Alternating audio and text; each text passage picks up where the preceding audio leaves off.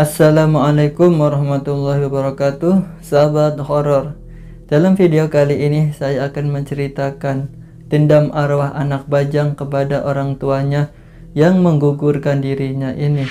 Mirip seperti arwah penasaran. Sahabat horor, tahu kan apa yang dimaksud arwah penasaran? Ya benar, arwah yang menuntut balas dendam. Makhluk kecil itu adalah janin yang sengaja digugurkan atau diaborsi. Sebutannya adalah bayi ambar atau bayi bajang. Dan bagi wanita yang menggugurkannya itu konon katanya bakal kena nasib sial.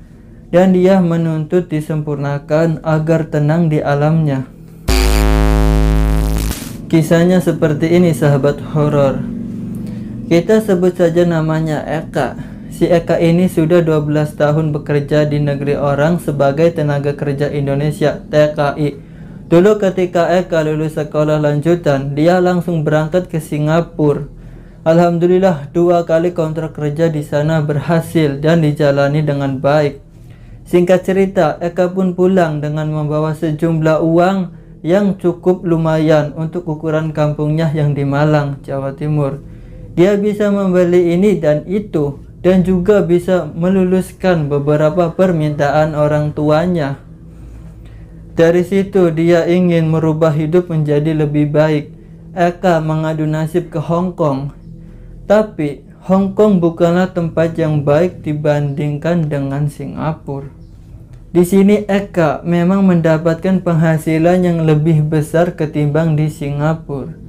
Tapi di sini pula dirinya mendapatkan cobaan dan masalah yang jauh lebih besar dari gajinya itu. Alhasil, Eka malah mempunyai hutang yang menumpuk dan masalah yang tak terselesaikan. Di Hong Kong, Eka ini berkali-kali tertipu oleh rayuan lelaki yang menjanjikan cinta. Mereka merayu dengan rayuan setinggi langit hingga Eka terbuai oleh rayuan. Karena pesona itu, Eka pun luluh dalam pelukan mereka dan Eka serahkan segalanya untuk mereka. Dan bahkan sampai rela ditiduri oleh mereka karena cinta yang dijanjikannya.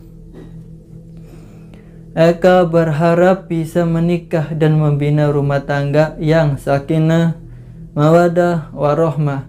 Namun, dengan cara yang dilarang oleh aturan agama. Lanjut cerita. Tapi apa yang terjadi? Janji tinggallah janji. Mereka meninggalkan Eka setelah puas menikmati kehangatan tubuhnya. 4 lelaki asli Hong Kong yang katanya mencintai Eka malah meninggalkannya. Setelah pacaran berbulan-bulan, mereka pergi meninggalkan Eka seperti sampah yang tak berguna. Mereka pergi setelah segalanya telah Eka berikan. Hati dan tubuh Eka telah dikorbankan untuknya. Padahal Eka sudah bersumpah akan melakukan apapun untuk membahagiakannya. Dari rasa sakit hati dengan cowok-cowok Hong Kong, Eka pun mencoba merajut kasih dengan lelaki di dunia maya. Dia berkenalan dengan seorang lelaki yang mengaku bujangan. Katanya asli dari Surabaya. Beberapa bulan lamanya Eka berhubungan dan mulai benar-benar jatuh cinta kepadanya. Eka berharap dia adalah tambatan hati yang terakhir.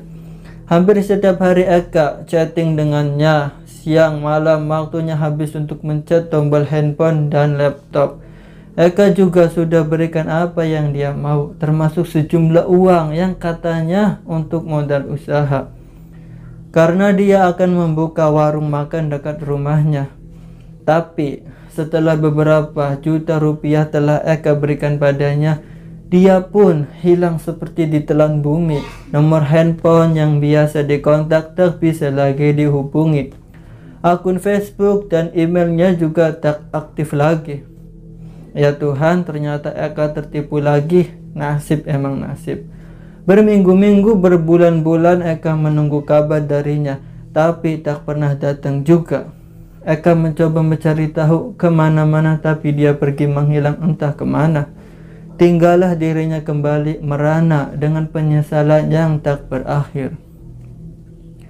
Suatu hari Eka ini merasa ada yang membuntuti sejak dirinya keluar rumah hingga kembali ke rumah majikan.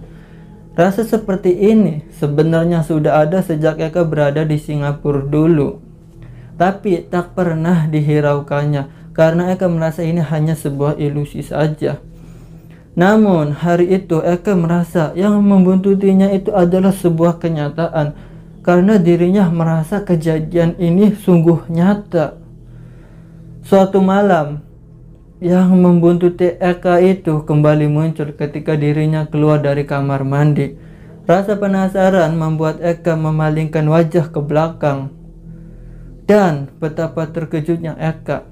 Sekelebetan terlihat sesosok anak kecil yang bersembunyi di balik pintu kamar mandi. Hati Eka meyakini penglihatannya itu bukan sekadar halusinasi. Dirinya yakin sosok yang mengikutinya itu adalah nyata. Sosok anak kecil setinggi 30 cm. Dan Eka yakin itu bukanlah tuyul. Berulang-ulang di saat-saat tertentu saja merasa keberadaan makhluk astral ini.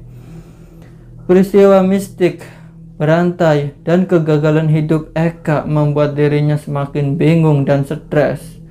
Eka tak tahu apa yang terjadi dalam dirinya.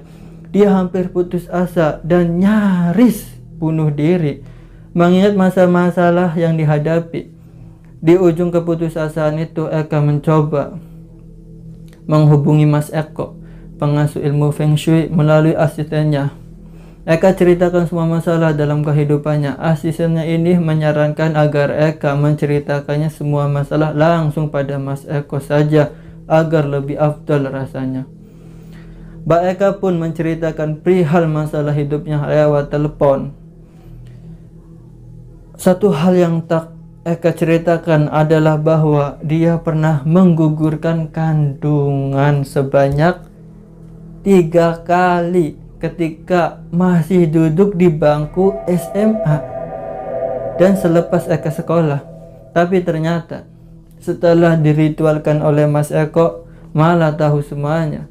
Dan pengguguran kandungan yang dilakukan itu adalah awal dari segala masalah, sial, sengkolo, dan kehancuran dalam hidupnya.